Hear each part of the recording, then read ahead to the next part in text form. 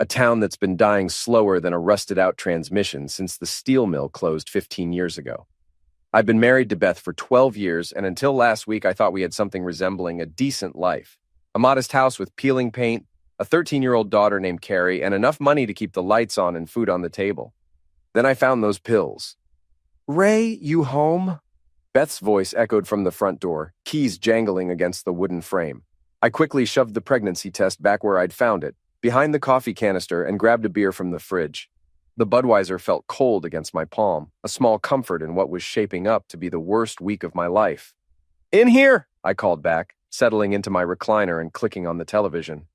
Some mindless sitcom filled the screen, canned laughter mocking the silence that had grown between Beth and me over the past few months.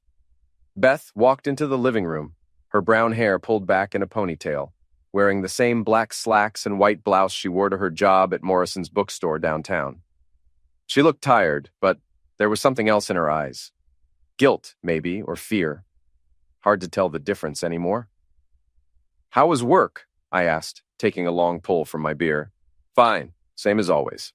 She avoided my gaze, busying herself with straightening magazines on the coffee table that didn't need straightening. "Mrs. Morrison's thinking about expanding the children's section. That right?" "Yeah, she thinks it'll bring in more families." I nodded, watching her fidget with the remote control, then the throw pillows, then her wedding ring, always moving, always avoiding eye contact. Classic signs of someone hiding something, and after 20 years in the car business, I'd learned to read people pretty well. "Beth." "What?" "Look at me." She finally met my eyes, and I saw it clearly, the guilt she'd been carrying around like a lead weight. Her face was pale, and there were dark circles under her eyes that makeup couldn't quite hide. "Everything okay? You've been acting strange lately." "Strange how?" Her voice pitched higher, defensive. "I don't know. Distant, like your mind's somewhere else." She laughed, but it sounded forced. "I'm just tired, Ray. Work's been stressful, and Carrie's been having trouble with her math homework, and the house needs so many repairs we can't afford. I found something today." The words hung in the air between us like smoke. Beth's hands stopped moving, and she stared at me with the expression of someone who'd just been caught stealing. "Found what?" I could have confronted her right then, could have pulled out the pregnancy test and demanded an explanation, but something held me back. Maybe curiosity, maybe the need to see how deep this rabbit hole went. "Nothing important," I said finally. "Just some old receipts." Relief flooded her face, and she actually smiled. "Oh, okay. Well, I'm going to start dinner. Carrie should be home from soccer practice soon." She hurried toward the kitchen, and I heard her rummaging through cabinets, probably looking for the pregnancy test. The sound of her panic was almost satisfying. My phone buzzed with a text message. Anna, my lot manager, checking in about a problem with one of our suppliers. Anna Chen had been working for me for 3 years, ever since her husband died in a construction accident. She was reliable, honest, and one of the few people in this town I actually trusted. "Got it handled?" I texted back. "See you tomorrow." But as I sat there, listening to Beth clatter around the kitchen and thinking about those Viagra pills, I realized trust was becoming a luxury I couldn't afford.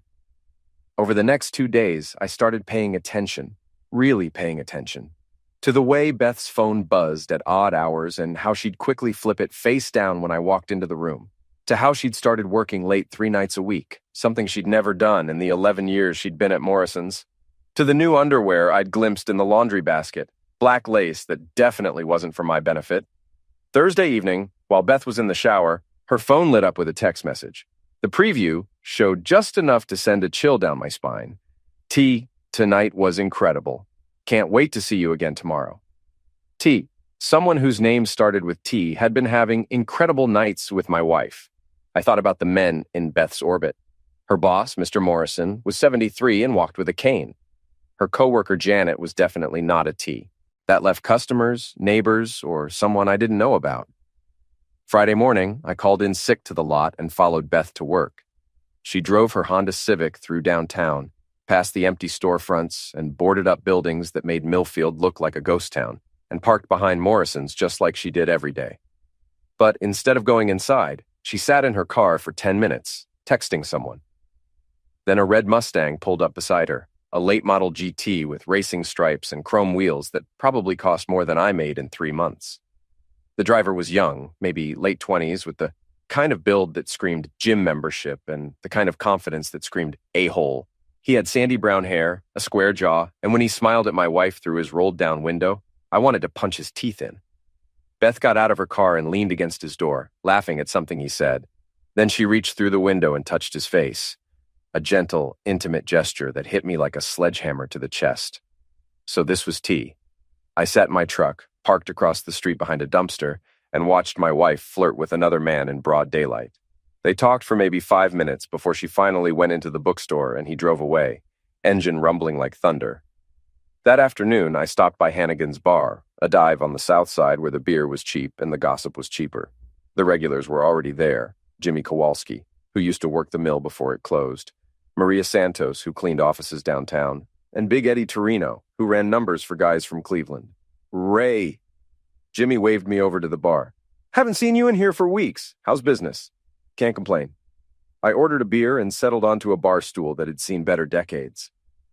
You guys know anything about a red Mustang around town? Guy driving its maybe late 20s, built like a linebacker? Oh, that's Tommy Geller, Maria said, not looking up from her whiskey. Works part-time at Peterson's garage. Thinks he's God's gift to women. Tommy. T for Tommy. Real piece of work, that one, Big Eddie added. Always bragging about his conquests, you know? Last week he was in here telling anyone who'd listen about some married woman he's been seeing. Real proud of himself. My grip tightened on my beer bottle. Married woman? Yeah, said she was older, classy, married to some loser who didn't appreciate her. Eddie shook his head in disgust. Kids got no respect. In my day, you mess with another man's wife, you end up in the hospital. Or the morgue, Jimmy muttered. I finished my beer and left a 10 on the bar. Thanks for the drinks, guys. Ray, you okay? Maria asked. You look a little green around the gills. Just tired. Long day. But as I walked back to my truck, my mind was racing. Tommy Geller, part-time mechanic, red Mustang, bragging about sleeping with my wife to anyone who'd listen. The humiliation burned in my chest like acid. That night, I couldn't sleep. I lay in bed next to Beth, listening to her breathe, wondering how long this had been going on and how many people in town knew about it. The thought of walking into Hannigan's or the diner or even my own car lot and seeing pity in people's eyes made me sick. Around 3 a.m, Beth's phone buzzed. She was sleeping, but the screen lit up the dark room like a beacon. T, missing you already? Tomorrow night? I stared at the ceiling until dawn, planning. Saturday morning, I drove to Peterson's garage. It was a small operation. 2 bays, an office that looked like it hadn't been cleaned since the Carter administration, and a parking lot full of cars in various states of repair. Tommy's Mustang was parked near the office, gleaming in the morning sun like a red middle finger. I found a parking spot across the street and waited. Around 10:30, Tommy emerged from one of the bays, wiping his hands on a greasy rag. He was exactly as I'd pictured him. Tall, broad-shouldered, with the kind of cocky swagger that probably made certain women weak in the knees. He got into his Mustang and drove off, and I followed at a distance. Tommy's first stop was the bank, then the grocery store, then a small apartment complex on Maple Street. He parked in front of a 2-story building that had seen better decades and disappeared inside. I waited 15 minutes, then walked up to the mailboxes by the front door. T. Geller, App 2B was written in faded black marker. So now I knew where he lived. Over the next few days, I learned Tommy's routine. He worked Tuesday through Thursday at Peterson's, spent most evenings at Hannigan's or cruising around town in his Mustang, and apparently met my wife every Monday, Wednesday, and Friday evening at various locations around Millfield. I also started making my own plans. First, I visited the bank and moved most of our joint savings into a new account that only I could access. Not enough to be illegal, just enough to make Beth's life complicated if she decided to leave. Second, I stopped by the post office and had our mail forwarded to a P.O. box. If Beth was planning to run off with Tommy, she'd have to do it without access to our financial information. Third, I bought a small GPS tracker from an electronics store in the next town over, the kind repo men use to keep tabs on cars they might need to reclaim. Wednesday evening, while Tommy was inside Hannigan's bragging about his latest conquest, I attached the tracker to the underside of his Mustang's rear bumper. It took less than 30 seconds, and nobody saw me do it. Now I could monitor his movements from my phone. Thursday night, Beth told me she had to work late again. Inventory, she said, not meeting my eyes. Mrs. Morrison wants everything counted and cataloged by Monday. That's a lot of work for just you and Janet. Janet's sick. It's just me. I nodded and kissed her cheek, tasting the lie on her skin. Don't work too hard. She left around 7, and I immediately checked the GPS tracker on my phone. Tommy's Mustang was moving through downtown, heading toward the old industrial district where the abandoned factories cast long shadows over empty parking lots. I grabbed my keys and followed the signal. I found them at the Sunset Motel, a rundown place on the edge of town that rented rooms by the hour and didn't ask too many questions. Tommy's Mustang was parked outside room 12, and through the thin curtains, I could see shadows moving against the lamplight. My wife and her lover, playing house in a place that probably hadn't been cleaned since the Bush administration. I sat in my truck for 2 hours, watching that window, feeling something cold and hard settle in my chest. This wasn't just an affair. It was a public humiliation. How many people had seen Beth's Honda parked outside the Sunset Motel? How many knew exactly what was happening in room 12? Around 10 o'clock, the door opened and Beth emerged, smoothing down her skirt and checking her reflection in the window. Tommy followed, grabbing her and saying something that made her laugh. They kissed goodbye like teenagers, all hands and tongues and complete disregard for who might be watching. Then Beth got in her Honda and drove home, probably planning to tell me all about her exhausting evening of inventory management. I waited until she was gone, then walked across the parking lot to Tommy's Mustang. The car was unlocked. Apparently, Tommy was as careless as he was cocky. I popped the hood and loosened the oil drain plug just enough to create a slow leak. Not enough to cause immediate damage, but enough to ruin his engine if he didn't notice the problem soon enough. Then I took out my keys and dragged them along the driver's side door, leaving a long, deep scratch in the pristine red paint. It wasn't much, but it was a start. Friday evening, Beth announced she was going out with Janet. "Girls' night," she said, applying lipstick in the hallway mirror. "We're going to see that new romantic comedy at the theater." The GPS tracker told a different story. Tommy's Mustang was heading toward Miller's Point, a scenic overlook where teenagers went to make out and married women apparently went to betray their husbands. This time I didn't just watch. I parked my truck at the bottom of the hill and climbed up through the woods, staying in the shadows until I reached the edge of the parking area. Tommy's Mustang was there, windows fogged, rocking gently on its suspension. I could hear them through the thin metal. Beth's voice, breathless and urgent, saying things to Tommy that she hadn't said to me in years. My hands clenched into fists, and for a moment, I seriously considered dragging Tommy out of that car and beating him senseless. But that would have been stupid.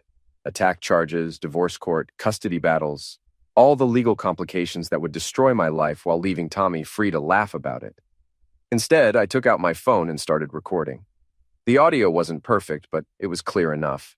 Beth's voice, unmistakable, telling Tommy how much she loved him, how she was going to leave me as soon as she figured out the logistics, how they could be together without sneaking around.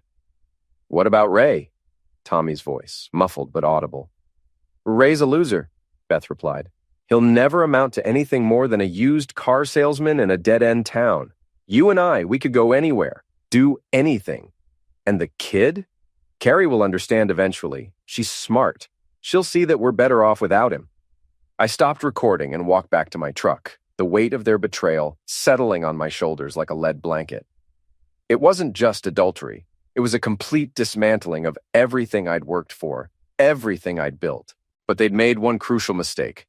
They'd underestimated me. Saturday morning, I called Anna and asked her to handle the lot for the weekend. "Everything okay, Ray?" she asked. "You sound tired." "Just need to take care of some personal business." "Anything I can help with?" Anna was a good friend, but this wasn't her problem. "Thanks, but I've got it handled." I spent the morning at the public library, using their computers to research divorce law in Ohio, community property, custody arrangements, alimony calculations, all the legal ammunition I might need if this situation exploded. I also looked up Tommy Geller's background.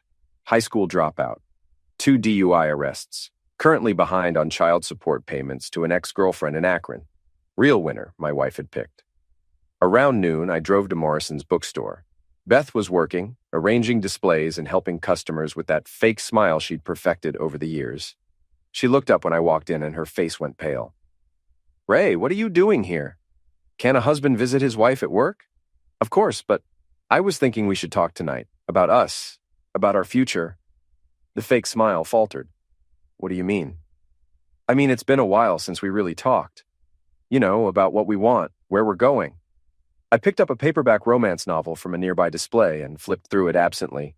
Sometimes I feel like we're strangers living in the same house. Ray, I'm working. I know. I just wanted you to know that I love you, Beth. Whatever problems we've been having, I want to work them out. She stared at me like I'd grown a second head. Okay, sure. We can talk tonight. Good. I'll pick up dinner from Romano's. We can eat after Carrie goes to bed.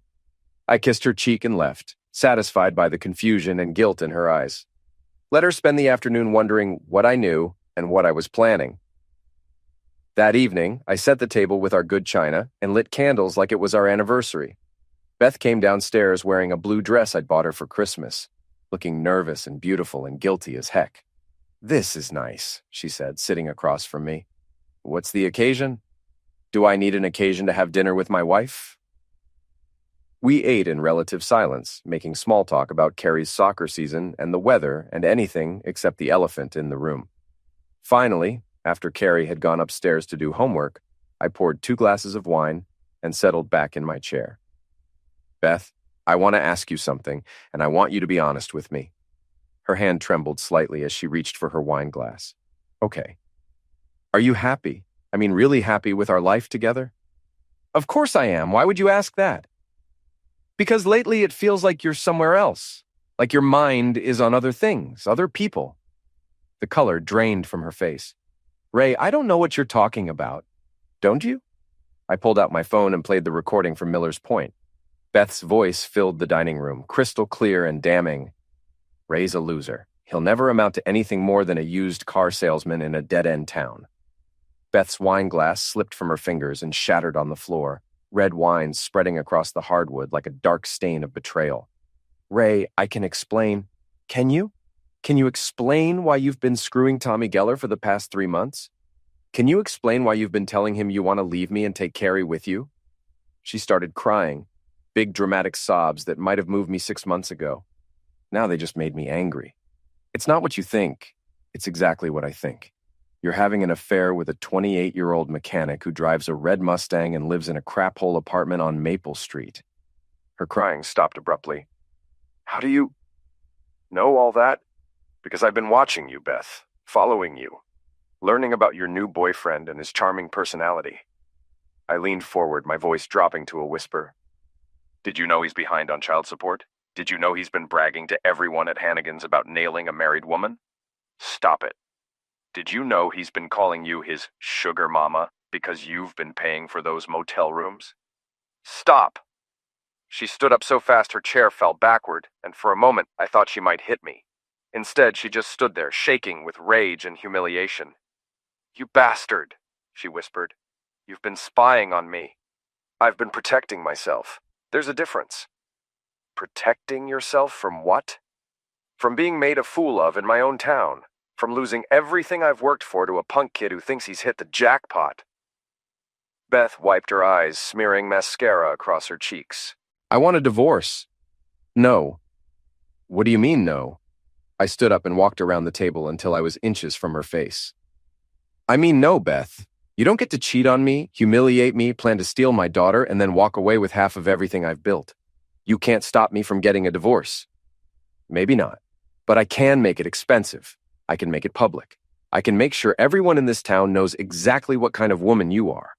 Her face went white. "You wouldn't." "Try me." We stared at each other across the ruins of our marriage, and I saw the moment she realized I wasn't the same man she'd married. I wasn't the pushover she could manipulate and control. "What do you want?" she asked finally. "I want you to end it with Tommy, tonight. I want you to tell him it's over, and I want you to mean it. And if I do, then maybe we can work this out. Maybe we can save our marriage." It was a lie, of course. There was no saving this marriage. But I needed time to plan, to prepare, to make sure that when this whole thing collapsed, I'd be the one left standing. Beth nodded slowly. "Okay, I'll call him." "No, you'll go see him in person, and you'll tell him that if he ever contacts you again, I'll make his life very unpleasant. Ray, do it, Beth, or I'll do it for you, and trust me, you won't like my approach." She grabbed her purse and car keys, her hands shaking so badly she could barely hold them. "I'll be back in an hour. Take your time. Make sure he understands." After she left, I poured myself another glass of wine and started planning the next phase of my revenge. Because that's what this was now. Not a marriage reconciliation, but a carefully orchestrated campaign of retribution. Tommy Geller had picked the wrong man's wife to seduce, and Beth had picked the wrong man to betray. Beth came home 3 hours later, her eyes red from crying and her dress wrinkled like she'd been in a fight. She found me in the living room, watching television and drinking beer like nothing had happened. "It's done," she said quietly. I told him it was over. "Good. How'd he take it?" "How do you think he took it?" "He was angry. He said some things." "What kind of things?" She hesitated. "He said he was going to talk to you, man to man." I laughed, a sound with no humor in it. I look forward to that conversation. Over the next few days, Beth tried to pretend everything was normal. She went to work, came home at reasonable hours, and made an effort to be the wife she'd stopped being months ago. But I could see the strain in her face, the way she jumped every time her phone buzzed, the way she watched me when she thought I wasn't looking. She was waiting for the other shoe to drop. Wednesday evening, Tommy finally made his move. I was closing up the lot when his red Mustang pulled into the parking area, engine rumbling like an angry beast. He got out wearing jeans and a black t-shirt that showed off his gym-built physique, walking toward me with the kind of swagger that suggested he thought this was going to be easy. "You Ray Malinsky?" "That's right, you must be Tommy." "Yeah, I'm Tommy." He stopped about 6 feet away, hands on his hips, trying to look intimidating. "We need to talk." "About what?" "About Beth. About you interfering in something that's none of your business." I set down the clipboard I'd been holding and gave him my full attention. "None of my business. She's my wife, kid. Maybe on paper, but she doesn't love you anymore. She told me so herself." "Did she? That's interesting because she also told you it was over between you two. Funny how quickly love dies, isn't it?" His confident expression faltered slightly. "She only said that because you threatened her. But she'll come back to me. She knows I can give her things you never could." "Like what? A crappy apartment and a car that's falling apart?" "My car's not falling apart." I pointed to the long scratch on his driver's side door.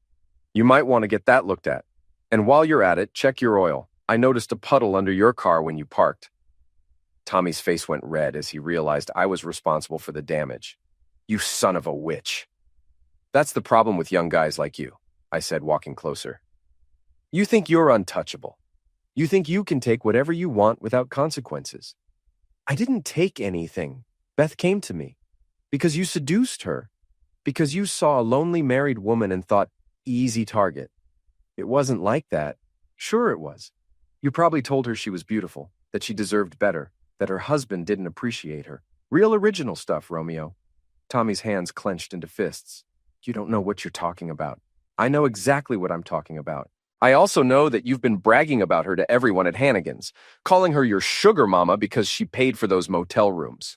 "That's not true. Maria Santos heard you say it. So did Big Eddie and half the regular crowd. My wife's reputation is ruined because of your big mouth."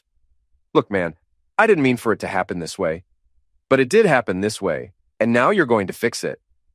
Tommy straightened up, trying to reclaim his tough guy persona. "I'm not going to do anything. Beth's a grown woman who can make her own choices. Not anymore. See, Beth and I had a long talk, and we've decided to work on our marriage. That means you're out of the picture permanently." "She'll change her mind." "No, she won't. Because if you ever contact her again, if you ever come near her or my family, I'll make sure everyone in this town knows exactly what kind of man you are." "What's that supposed to mean?" I pulled out my phone and showed him a photo I'd taken of some documents I'd found through my research. "Child support payments, Tommy. You owe your ex-girlfriend in Akron $8,000. What do you think happens when I send her your current address and employment information?" His face went pale. "You can't do that." "I can and I will. I'll also make sure your boss at Peterson's knows about your DUI arrests, and I'll make sure everyone at Hannigan's knows that the tough guy who was bragging about his conquest got dumped by a married woman who decided her loser husband was a better bet." "You bastard." "Maybe. But I'm a bastard who's protecting his family. You're just a punk who got in over his head." Tommy took a step forward, and for a moment I thought he might actually try to fight me. But I'd been working with my hands for 20 years, and despite his gym muscles, he was still just a kid who'd never been in a real fight. "Walk away, Tommy. Find some other woman to chase." but stay away from mine. He stared at me for a long moment, then turned and walked back to his Mustang. The engine coughed and sputtered when he tried to start it. Apparently, the oil leak was worse than I'd thought. "You might want to call a tow truck," I called out as he finally got the car running. "That engine sounds pretty rough." He drove away without another word, trailing a thin line of smoke. The next morning, I got a call from Anna. "Ray, you need to get down here. There's been some trouble." I found her in the office, looking worried and holding a piece of paper. "What's wrong?" "Someone vandalized 3 of the cars on the lot last night, keyed the paint, slashed tires, broke windows, and they left this." She handed me a note written in block letters. "Stay away from my girl or next time it'll be worse." I crumpled the note and threw it in the trash. "Call the insurance company and call the police." "You know who did this?" "I've got a pretty good idea." But when the police arrived, Tommy was nowhere to be found. His apartment was empty, his job at Peterson's abandoned, and his red Mustang was discovered 3 days later in a ditch outside Akron, burned down to the frame. "Looks like your boyfriend skipped town," I told Beth that evening over dinner. She didn't respond, just pushed food around her plate and avoided eye contact. "He left you a goodbye present, though. Vandalized my lot before he ran." "I'm sorry," she said quietly. "Are you? Or are you just sorry you got caught?" She looked up at me with tears in her eyes. "What do you want me to say, Ray? That I'm a terrible person? That I ruined everything? Fine. I'm a terrible person who ruined everything. I want you to say you're going to be a better wife and mother from now on. I want you to say you're going to earn back my trust. And if I can't," I reached across the table and took her hand. To anyone watching, it would have looked like a gesture of love and forgiveness, but my grip was firm enough to make her wince. "Then you'll lose everything, Beth. The house, Carrie, your reputation, your future. Because I'll make sure everyone knows what you did and who you did it with."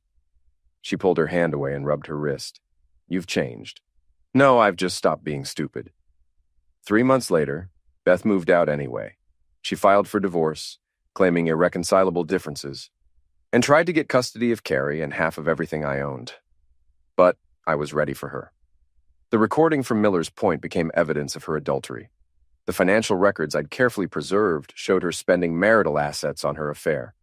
The testimony from the regulars at Hannigan's established a pattern of public humiliation that damaged my reputation and business. In the end, Beth got a small settlement and supervised visitation with Carrie. No alimony, no house, no car lot, no happy ending with her young lover who disappeared like smoke. I kept everything that mattered. 6 months after the divorce was finalized, I was having a beer at Hannigan's when Maria Santos sat down next to me. "You hear about Tommy Geller?" she asked. "Can't say that I have. Heard he's working at a car wash in Akron, living with his baby mama in a trailer park." "That right?" "Yeah. Apparently his ex tracked him down after someone sent her his information. Now he's paying child support and working for minimum wage."